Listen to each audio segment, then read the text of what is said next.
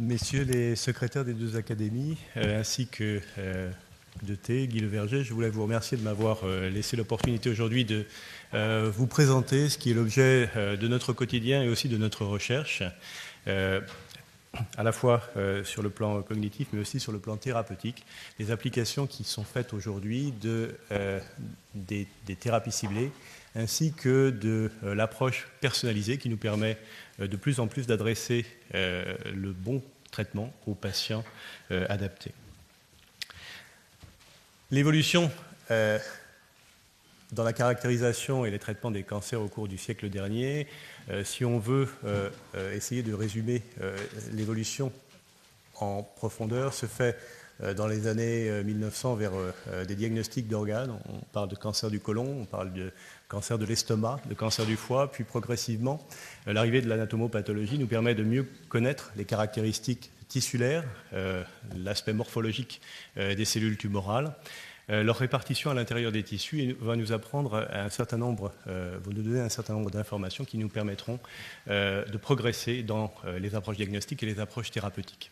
Progressivement, au cours des 30 dernières années, des approches plus complètes utilisant la biologie moléculaire permettent d'évaluer aujourd'hui à la fois les protéines dans leurs fonctions. On verra aujourd'hui beaucoup de fonctions kinases, la capacité de certaines protéines à transmettre un signal un message de prolifération, mais aussi certaines enzymes qui sont importantes aujourd'hui dans le métabolisme cellulaire, l'évolution se faisant vers de nouveaux médicaments qui sont capables d'interagir avec ces enzymes. Et puis, le décryptage du génome, la meilleure connaissance des acides nucléiques, nous permet aujourd'hui d'aborder les choses dans leur complexité la plus intime, puisqu'elles nous permettent de connaître les caractéristiques des cellules tumorales à l'intérieur d'un patient donné, et éventuellement à un niveau de précision qui jusqu'alors n'avait pas été atteint. Si l'on résume les principales approches thérapeutiques qui nous sont disponibles aujourd'hui et qui étaient disponibles au cours des différentes années, la chirurgie y reste et restera encore pour longtemps un traitement de référence. La radiothérapie et la chimiothérapie ont permis de faire de grands progrès en cancérologie. Et plus récemment, la définition de thérapie ciblée étant sujette éventuellement à discussion, mais l'approche se fait vers le ciblage de certaines kinases oncogéniques permettant d'inhiber la prolifération, la migration, les capacités métastatiques des cellules tumorales. Pour résumer les connaissances acquises au cours du siècle passé, cet article publié récemment par Hanahan et Weinberg permet, disons, de faire le résumé des différentes approches qui ont été celles nous permettant de déterminer un certain nombre de thérapeutiques. Si l'on veut simplement résumer ces approches, on pourra dire que l'on connaît mieux les kinases membranaires qui sont responsables de la prolifération cellulaire, comme par exemple les récepteurs à l'EGF. Certaines kinases responsables de la progression dans le cycle cellulaire. Des connaissances qui aujourd'hui nous apportent des thérapeutiques, en particulier dans des pathologies qui jusqu'alors n'étaient pas accessibles aux thérapeutiques conventionnelles comme le mélanome, par des approches proches des approches de vaccination. Être capable de précipiter le vieillissement cellulaire, précipiter le vieillissement des cellules tumorales, activer les mécanismes de sénescence à l'intérieur de ces cellules tumorales, c'est l'objectif des inhibiteurs de télomérase.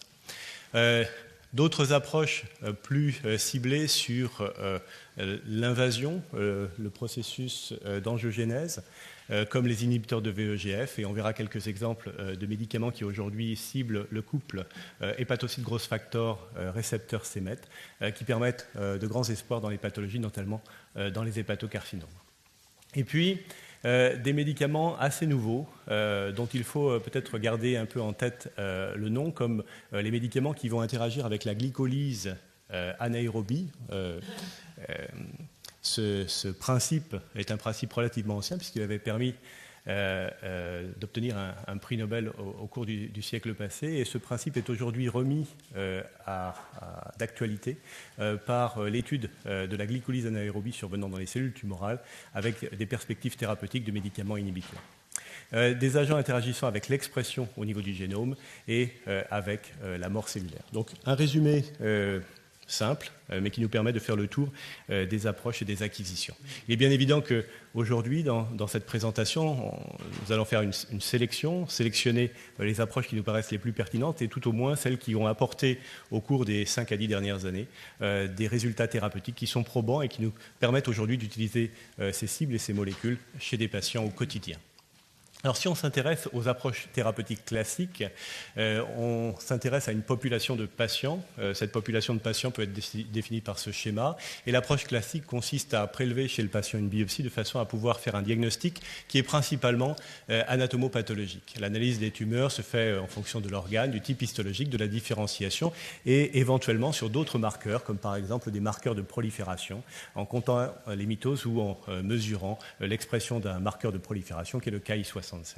Le choix du traitement, comme vous l'avez évoqué, est principalement dans ce cas-là probabiliste, puisqu'on va essayer de déterminer à l'intérieur de sous-groupes homogènes de patients quel est le traitement qui convient à la majorité de ces patients, sans vraiment connaître, pour ce patient déterminé, quelles sont les caractéristiques qui lui conviennent à lui en tant qu'individu et qui permettraient d'optimiser la thérapeutique. Si l'on s'intéresse à la médecine personnalisée, qui va s'intéresser à connaître plus en détail les caractéristiques de la tumeur, on va s'intéresser à d'autres caractéristiques. Ces caractéristiques sont des caractéristiques cellulaires, s'intéressant notamment aux cellules tumorales, mais pas seulement aux cellules tumorales, mais aussi au stroma et à l'angiogénèse qui entoure ces cellules tumorales. Il est bien évident que les cellules tumorales individuelles, séparées de leur stroma, séparées de leur environnement, sont souvent incapables de se maintenir en survie. Et c'est le stroma, l'environnement, et en particulier l'angiogénèse qui les supporte, qui leur permet de se maintenir et de se développer.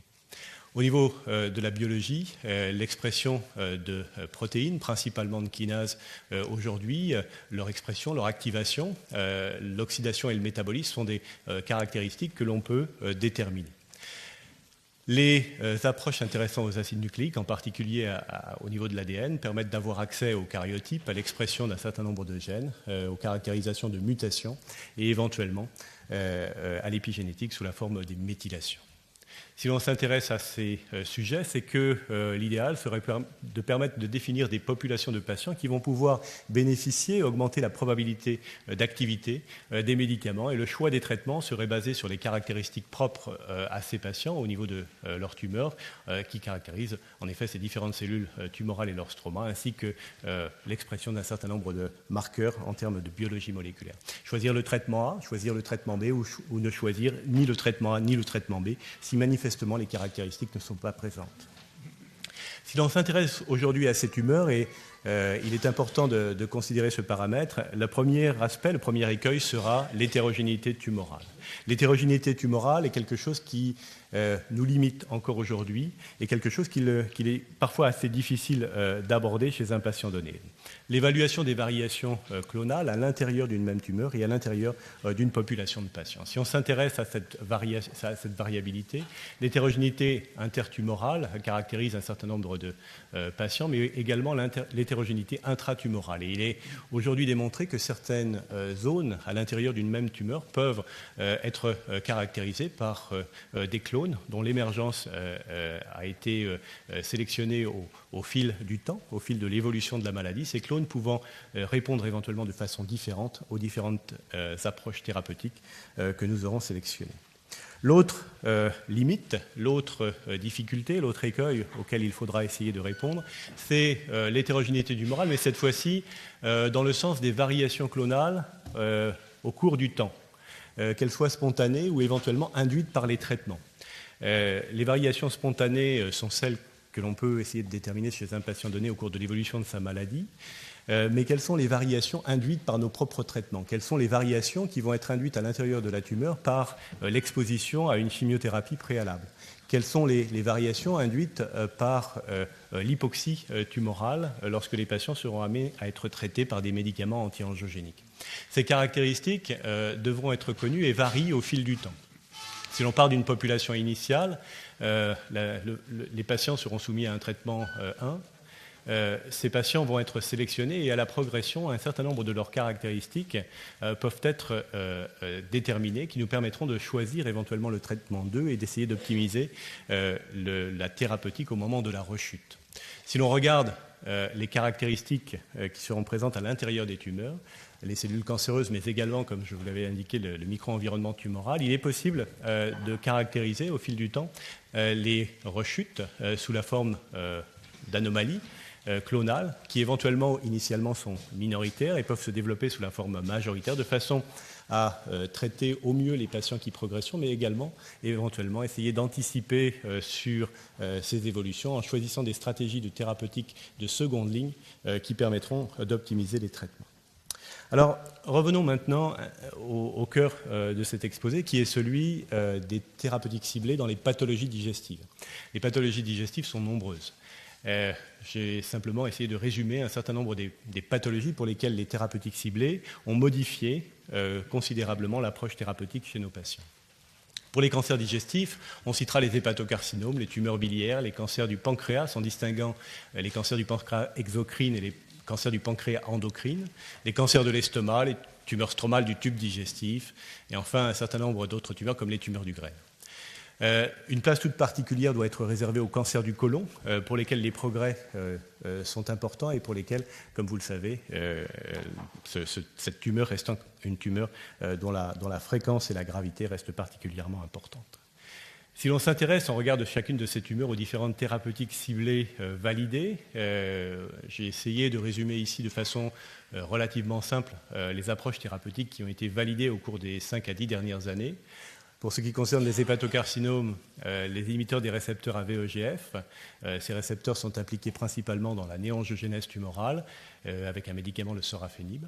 Pour ce qui concerne les tumeurs du pancréas exocrine, cette tumeur reste une tumeur particulièrement agressive, une tumeur pour laquelle l'approche thérapeutique reste relativement limitée. Les inhibiteurs de GFR permettent d'obtenir un résultat, disons, relativement modeste. En revanche, plus récemment, utilisant le stroma comme ciblage, la molécule SPARC permet de cibler, de vectoriser une chimiothérapie qui est le paclitaxel, permettant d'améliorer la survie des patients.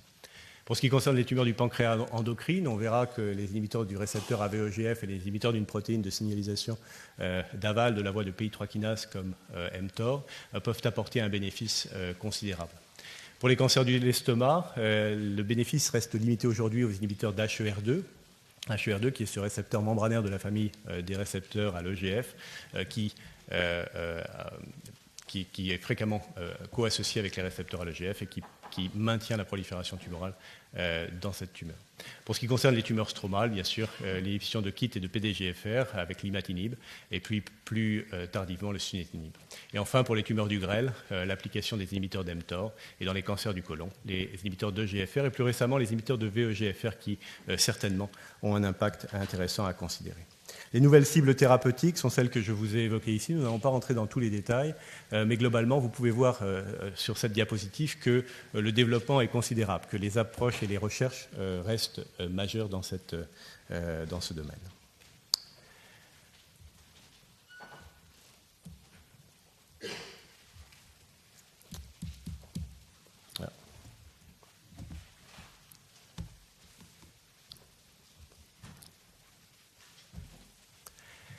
Pour ce qui concerne les cellules tumorales, on séparera pour les propos de cet exposé les cellules qui correspondent aux cellules du stroma et les cellules tumorales, en distinguant les médicaments qui vont interagir avec les cellules tumorales, comme par exemple dans le pancréas exocrine, le cancer de l'estomac, les tumeurs stromales du tube digestif et les cancers du côlon, et les médicaments qui vont interagir avec le stroma, que ce soit le stroma angiogénique ou le stroma inflammatoire, comme c'est le cas pour les tumeurs exocrines du pancréas.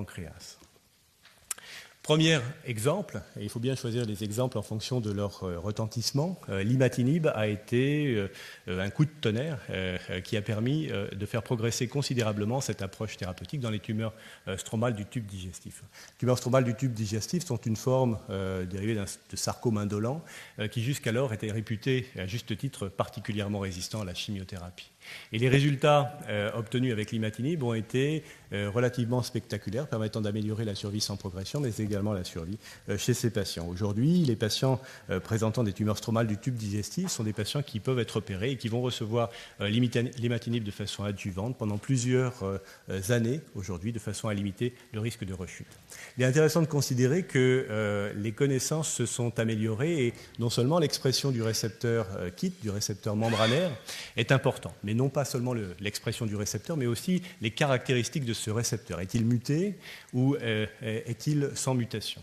Et à la fois le pronostic, mais aussi les résultats de la thérapeutique se trouvent modifiés. Et comme vous le voyez sur cet exemple, la survie sans progression des patients qui présentent une mutation sur l'exon 11 est considérablement meilleure sous traitement par imatinib aux patients qui présentent une mutation de l'exon 9 et aux patients qui ne présentent pas de mutation. C'est déjà une orientation qui nous permettrait, sur la base des caractéristiques mutationnelles de ce simple récepteur, de pouvoir orienter les patients vers le traitement le plus approprié, sachant que les médicaments qui sont aujourd'hui utilisés en deuxième ligne, par exemple comme le sunitinib, sont plus particulièrement actifs sur les mutations de l'exon 9. Et si l'on s'intéresse aux différents médicaments qui sont actuellement en cours d'évaluation, sans rentrer dans les détails de ce tableau complexe, on voit que le choix des médicaments qui sont actuellement disponibles pourrait être tout à fait orienté en fonction du profil mutationnel du récepteur KIT ou à défaut, quand le récepteur KIT n'est pas exprimé, des récepteurs APDGF. L'adénocarcinome du pancréas. L'adénocarcinome du pancréas est tout aussi emblématique par sa gravité, par le peu de thérapeutiques qui sont actuellement disponibles pour le traiter. Et cette approche, qui est celle du ciblage du stroma, est particulièrement intéressante. Si on s'intéresse au ciblage du stroma par ce nouveau médicament qui s'appelle le nab-paclitaxel, le nab-paclitaxel, en fait, est un composé qui est l'agrégation de molécules de paclitaxel sur l'albumine. Et l'albumine, par transcytose, va pénétrer à l'intérieur du stroma,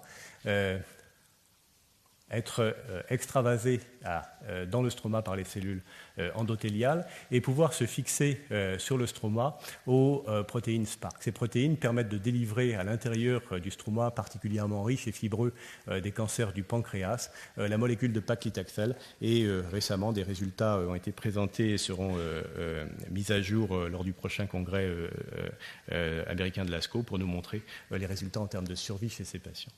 Donc des résultats qui sont basés sur l'interaction de molécules avec le stroma. Si l'on s'intéresse à essayer de prédire chez ces patients l'efficacité de cette molécule, eh bien on voit que l'expression de SPARC est particulièrement importante pour l'activité de ce médicament.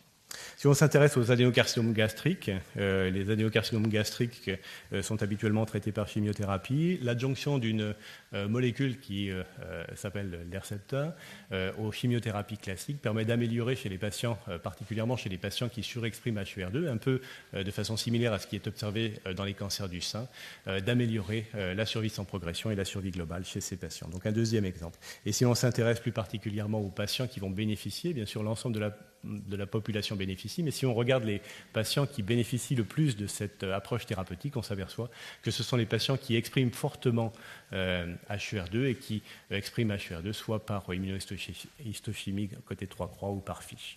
Donc une sélection des patients qui va être basée cette fois-ci sur l'expression par fiche d'HER2. Si on s'intéresse aux cancers colorectaux, pour résumer la signalisation des cancers colorectaux aux récepteurs à l'EGF et aux voies de signalisation prépondérantes qui sont la voie de RAS, RAF et MAP kinase, ainsi que la voie de PI3 kinase, AKT et mTOR, ces deux voies de signalisation agissent en redondance pour la survie des cellules tumorales du cancer du côlon.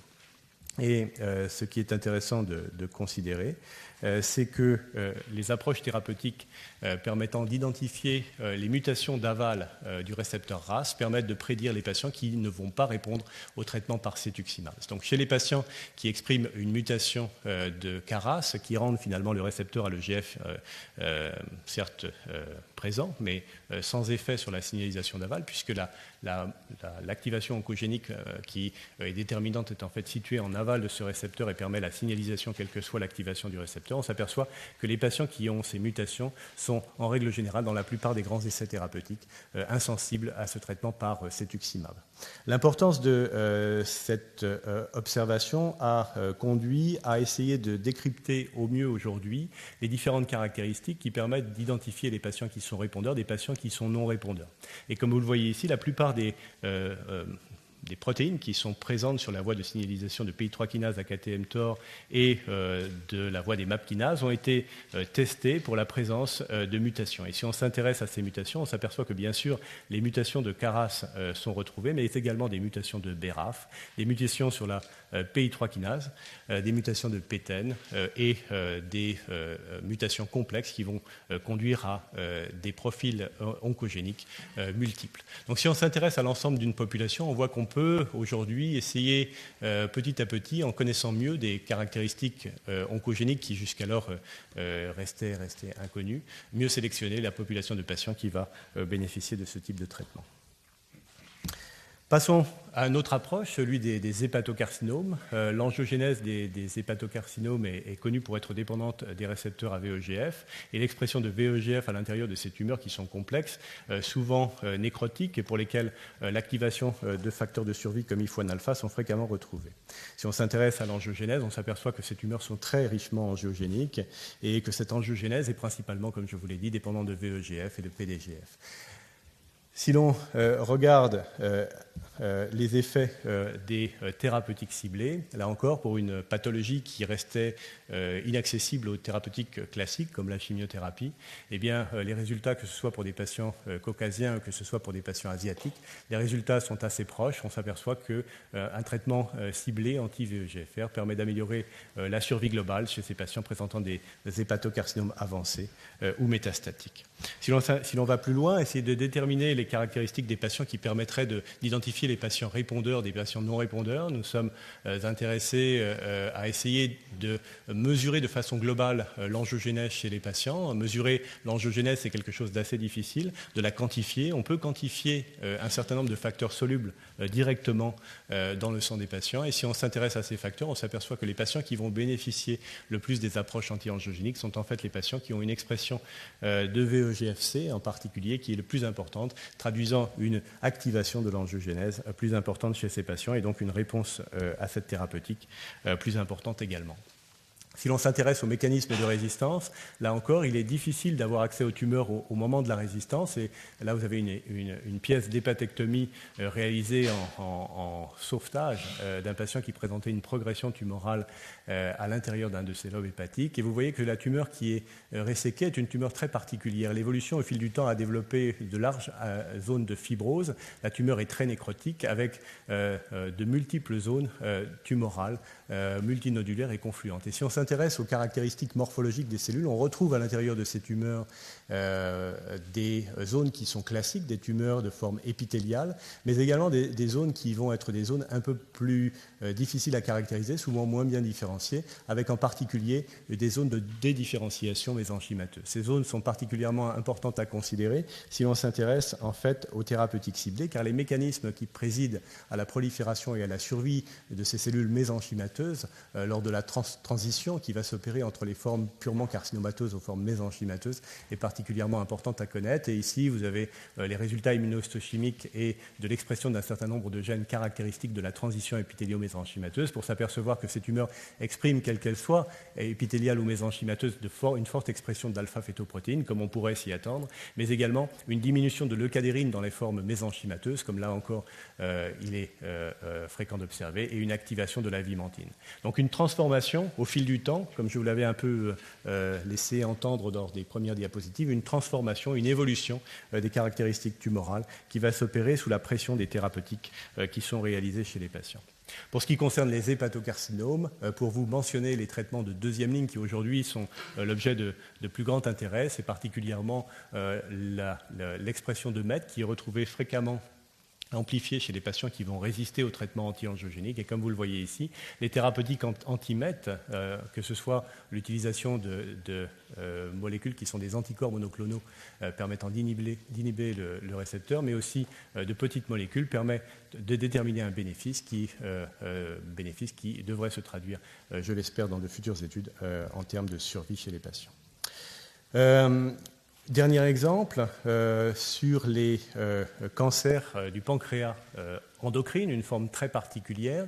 Et au cours des 15, peut-être 20 dernières années, un modèle de souris transgénique, un modèle caractérisé par l'association du promoteur de l'insuline au grand T de SV40, permet chez ces souris porteurs de cette construction de développer des tumeurs endocrines du pancréas, qui sont des tumeurs caractérisées par une très forte angiogénèse et des tumeurs qui rappellent sur de multiples facettes les tumeurs du pancréas endocrine qui sont réalisées chez les patients. Et les résultats obtenus par Doug Hanahan et son équipe montraient que les thérapeutiques, un certain nombre de thérapeutiques ciblées, dont les inhibiteurs de VEGFR, mais également les inhibiteurs d'mTOR, avaient la propriété d'améliorer la survie chez ces patients.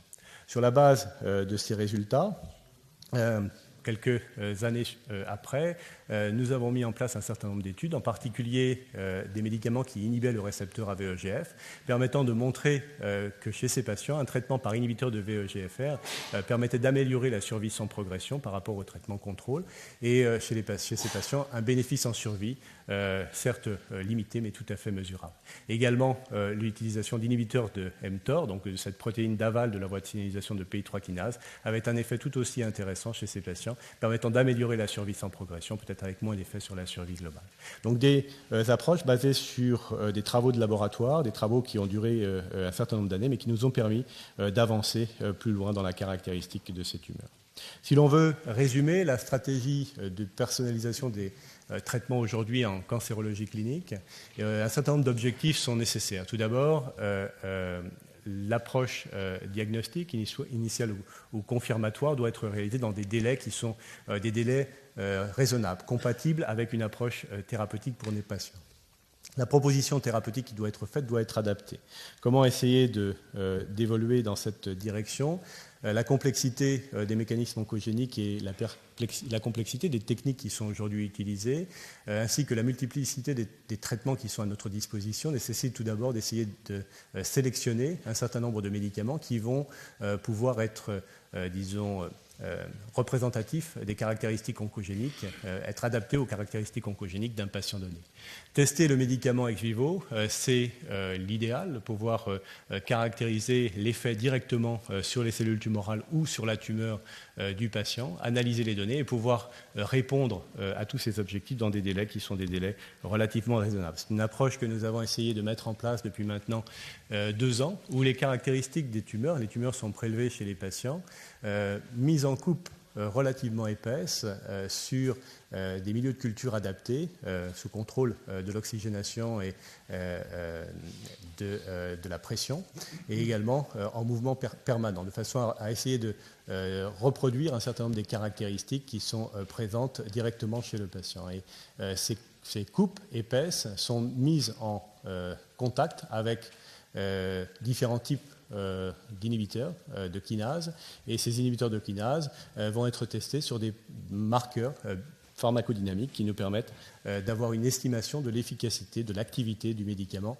au moins ex vivo chez un patient donné. Donc cette approche est intéressante en particulier car elle permet de tester non pas a priori, non pas de façon déterministe, mais de façon appliquée l'effet des médicaments.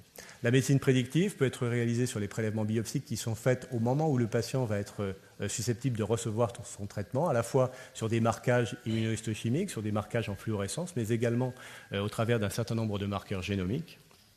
Et plus récemment, donc, l'apport de ces techniques qui nous permettent de mesurer l'effet d'un médicament donné sur des molécules cibles données, comme par exemple ici l'effet de l'Everolimus sur cette tumeur. Vous voyez que l'effet sur Ki67 est relativement important, de même que l'induction de caspase-3 et l'inhibition de PSC kinase, qui est tout à fait caractéristique de l'inhibition de mTOR à l'intérieur des tumeurs et à l'intérieur des cellules tumorales. Si l'on veut résumer le bénéfice obtenu avec ces traitements potentiels, il existe un bénéfice non seulement médical, mais aussi important sur le plan sociétal. Les patients, en règle générale, doivent recevoir un traitement habituellement, on probabilise, pour 2 à 3 mois avant de pouvoir vérifier si le médicament est actif ou non. Donc le bénéfice thérapeutique de ces approches nous permettra éventuellement d'optimiser les soins, la qualité de vie et surtout l'accessibilité du meilleur traitement pour le meilleur patient. Pour l'État, sans doute, des bénéfices en termes de limitation de remboursement pour des médicaments peu actifs, mais également pour l'industrie en termes d'amélioration, d'optimisation des coûts et l'accélération des essais cliniques. Donc, inciter à l'acquisition d'équipements dédiés aux unités de soins, il est bien évident que, comme évoqué dans l'introduction, tous les hôpitaux ne doivent pas bénéficier de techniques de haut débit qui sont réservées à des approches de recherche, mais le prix des machines diminue chaque année. Le coût de ces machines et leur utilisation sera de plus en plus simple et donc un certain nombre d'équipements dédiés est sans doute à considérer pour les établissements qui sont amenés à traiter des patients avec des cancers. Former les professionnels de santé à ces nouvelles techniques est sans doute assez important et aussi accélérer l'éducation thérapeutique pour les patients pour ces nouveaux traitements. Pour conclure cette présentation, je pense que la cancérologie moderne, et en particulier la cancérologie digestive, intègre déjà les inhibiteurs de kinase dans son arsenal thérapeutique. Le diagnostic tissulaire d'activation de kinase oncogénique permet de limiter l'indication des thérapeutiques ciblées principalement à des populations qui seraient particulièrement sensibles. Le développement des nouveaux tests dits compagnons qui prédisent éventuellement l'activité des traitements par inhibiteurs de kinase doivent intégrer un certain nombre de difficultés encore aujourd'hui importantes, comme les signaux de survie redondants, distinguer les cellules tumorales de celles du stroma et tenir compte de l'hétérogénéité non seulement spatiale à l'intérieur de la tumeur, mais aussi temporelle avec la dérive qui va s'opérer au fil du temps. Et le développement de nouveaux tests pharmacodynamiques, comme peut l'être l'antibiogramme pour les infectiologues, pour de nouveaux inhibiteurs de kinase, à la fois par des tests sanguins ou tumoraux, permettent aujourd'hui d'envisager des approches qui sont réellement personnalisées. Je voulais vous remercier pour votre attention.